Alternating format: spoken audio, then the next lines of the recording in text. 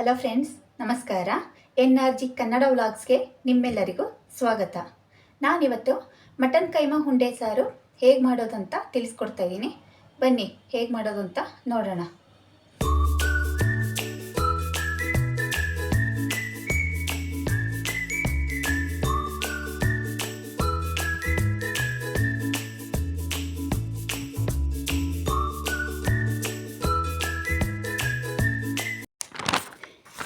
ನಾನಿಲ್ಲಿ ಅರ್ಧ kg mutton keema ತಗೊಂಡಿದ್ದೀನಿ. 2 ಸಲ ಚೆನ್ನಾಗಿ ತೊಳೆದು ಈ ರೀತಿ ಓಲಿರುವಂಥ ಸ್ಟ್ರೈನರ್ಗೆ ಹಾಕ್ಕೊಂಡಿದ್ದೀನಿ. ಸ್ವಲ್ಪನೂ ಸಹ ನೀರಿರಬಾರ್ದು. ಈಗ ಇದನ್ನು ಸೈಡ್ಗೆ ಎತ್ತಿಟ್ಕೊಳ್ತೀನಿ.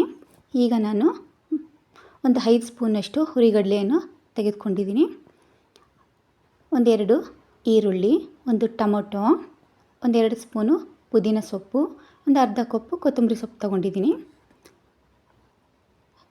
ಒಂದು 5-6 ಲವಂಗ, 1 ಏಲಕ್ಕಿ, 1 ಇಂಚು ಚಕ್ಕೆ, 1.5 ಇಂಚು ಶುಂಠಿ, ಒಂದು 5-6 ಬೆಳ್ಳುಳ್ಳಿ, ಅರ್ಧ ಕಪ್ಪು ಕೊಬ್ಬರಿ, ಅರ್ಧ ಸ್ಪೂನು ಗಸಗಸೆ ತೊಗೊಂಡಿದ್ದೀನಿ. ಈಗ ಮಿಕ್ಸರ್ ಜಾರ್ಗೆ ಕಡಲೆ ಹಾಕ್ಕೊಂಡ್ಬಿಟ್ಟು ಪುಡಿ ಮಾಡಿಕೊಂಡು ಅದನ್ನು ಎತ್ತಿಟ್ಕೊಳ್ತಾ ಇದ್ದೀನಿ ಒಂದು ಬೌಲಲ್ಲಿ. ಈ ಜಾರಲ್ಲಿ 1-2 ಸ್ಪೂನ್ನಷ್ಟು ಹುರಿಗಡಲೆ ಪುಡಿ ಕೂಡ ಇದೆ. ಆ ಮಿಕ್ಸರ್ ಜಾರ್ಗೆ ನಾನು ಈ ಎಲ್ಲ ಮಸಾಲೆ ಪದಾರ್ಥಗಳನ್ನು ಕೂಡ ಹಾಕ್ಕೊಳ್ತಾ ಇದ್ದೀನಿ.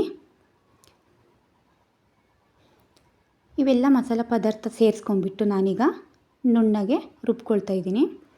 ಈ ರುಬ್ಬಿರೋ ಮಸಾಲೆನ ಒಂದು ಬೌಲ್ಗೆ ಹಾಕಿ ಸೈಡಲ್ಲಿ ಎತ್ತಿಟ್ಕೊಳ್ತಾ ಇದ್ದೀನಿ. ಇದೇ ಮಿಕ್ಸರ್ ಜಾರ್ಗೆ ನಾನು ಮಟನ್ ಕೈಮಾನ ಹಾಕ್ಕೊಳ್ತಾ ಇದ್ದೀನಿ. ಮಟನ್ ಕೈಮಾ ಹಾಕ್ಕೊಂಡು ಮಿಕ್ಸರ್ ಜಾರನ್ನು ಆನ್ ಆಫ್ ಮಾಡ್ತಾ ಗ್ರೈಂಡ್ ಮಾಡ್ಕೋಬೇಕು. ತುಂಬ ನುಣ್ಣಗೆ ರುಬ್ಕೋಬಾರ್ದು. ನೋಡಿ ಯಾವ ರೀತಿ ರುಬ್ಕೊಂಡಿದ್ದೀನಿ ಅಂತ. ಈ ಹದಕ್ಕೆ ಇರಬೇಕು. ಇದನ್ನು ಒಂದು ಪ್ಲೇಟಿಗೆ ನಾನು ಹಾಕ್ಕೊಂಡ್ಬಿಟ್ಟು ಈಗ ಇದಕ್ಕೆ ನಾನು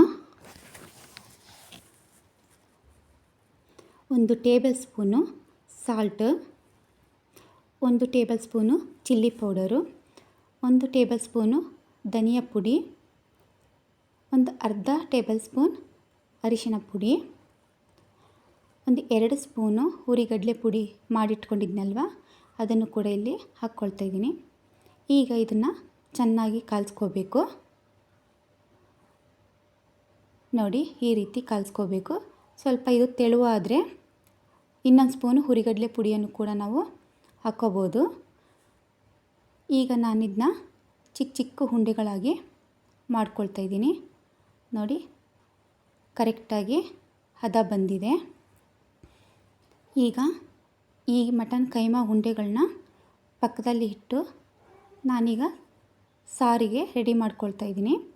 ಕಡಾಯಿ ಇಟ್ಕೊಂಡು ಇದಕ್ಕೆ ನಾನು 4-5 ಟೇಬಲ್ ಸ್ಪೂನ್ ಎಣ್ಣೆ ಹಾಕಿ ಒಂದು ಚಿಕ್ಕದು ಈರುಳ್ಳಿನ ಹಾಕ್ಕೊಂಡು ಫ್ರೈ ಮಾಡ್ಕೊಳ್ತಾ ಇದ್ದೀನಿ. ಈಗ ಇದಕ್ಕೆ 2 ಸ್ಪೂನು ಪುದೀನ ಸೊಪ್ಪು ಹಾಕ್ಕೊಳ್ತಾ ಇದ್ದೀನಿ. ಇದನ್ನು ಮಿಕ್ಸ್ ಮಾಡಿಕೊಂಡು ಈಗ ರುಬ್ಬಿದ ಮಸಾಲ ಕೂಡ ಇಲ್ಲಿ ಸೇರಿಸ್ಕೊಳ್ತಾ ಇದ್ದೀನಿ. ಈಗ ಚೆನ್ನಾಗಿ ಮಿಕ್ಸ್ ಮಾಡ್ಕೋಬೇಕು. ಮಿಕ್ಸ್ ಮಾಡ್ಕೊಂಡಿದ್ದಾದಮೇಲೆ ಇದಕ್ಕೆ 1 ಟೇಬಲ್ ಸ್ಪೂನ್ ಖಾರದ ಪುಡಿ, 1 ಟೇಬಲ್ ಸ್ಪೂನ್ ಧನಿಯಾ ಪುಡಿ, 1 ಟೇಬಲ್ ಸ್ಪೂನ್ ಉಪ್ಪನ್ನು ಕೂಡ ಇಲ್ಲಿ ಸೇರಿಸ್ಕೊಳ್ತಾ ಇದ್ದೀನಿ. ಸೇರಿಸ್ಕೊಂಡಾದಮೇಲೆ ಇದನ್ನು ಚೆನ್ನಾಗಿ ಮಿಕ್ಸ್ ಮಾಡ್ಕೊಳ್ತಾ ಇದ್ದೀನಿ.